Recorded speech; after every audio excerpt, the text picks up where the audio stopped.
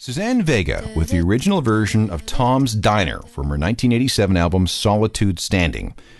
The engineers at the Fraunhofer Institute in Germany used a 20-second clip from that song to determine the best way to shrink songs down to a transmittable size over phone lines.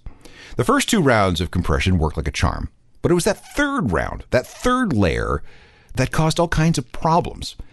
The issue was what they called time smearing. That made percussion instruments, especially delicate ones like maracas, sound like they had a slight echo. It was also apparent on solo voices, just like with Suzanne Vega in Tom's Diner. By 1991, after untold thousands of listens to Suzanne Vega, they worked it all out.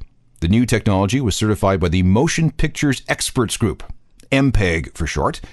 They had been working since 1988 to come up with an international standard for moving images onto CD-ROMs. Remember those?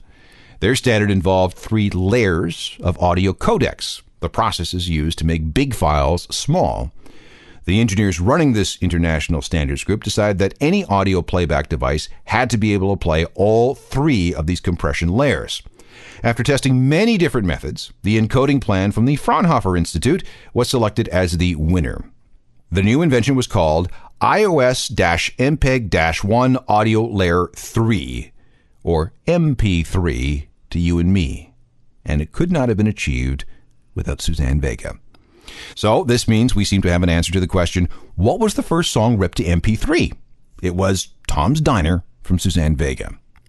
All right, let's take the next logical step. What was the first song ever to be put on an iPod? Apple worked on the iPod through 2000 and 2001, and for a while it was referred to as a dulcimer. That was one of its code names. It wasn't until sometime in mid-2001 that they came up with the name iPod. When engineers were working on the prototypes, they used this track. No particular reason, it was just handy, I guess. It's Groove Jet by an Italian guy named DJ Spiller.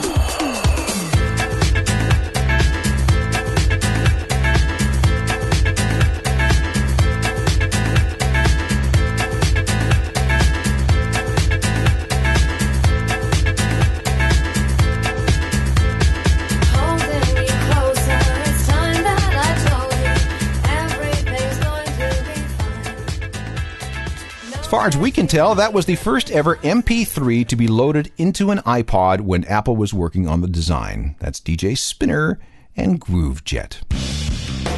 Coming up next, a segment called Screw You Guys, I'm Going Solo.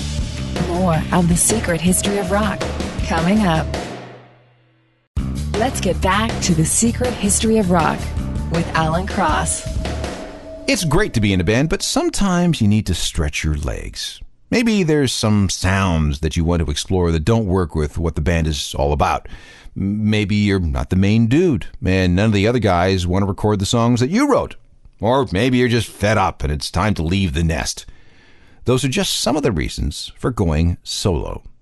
Gord Downie of the Tragically Hip falls into that first category. The Hip has a certain style, and there are certain expectations by fans.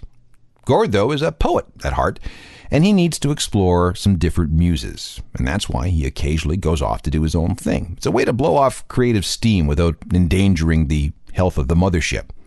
Gord has released 3 solo albums, beginning with Coke Machine Glow in 2001, and this is a sample from 2010's The Grand Bounce.